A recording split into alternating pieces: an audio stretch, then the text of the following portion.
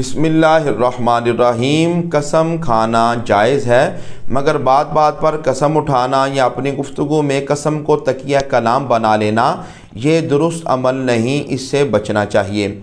मेरे दोस्तों, अगर कोई आदमी अल्लाह ताला की कसम उठाए, अल्लाह के किसी भी नाम की या अल्लाह ताला के किसी सिफाती नाम की जिनसे कसम उठाई जाती है, तो ऐसी सूरत में उस आदमी के लिए कसम को पूरा करना ज़रूरी है।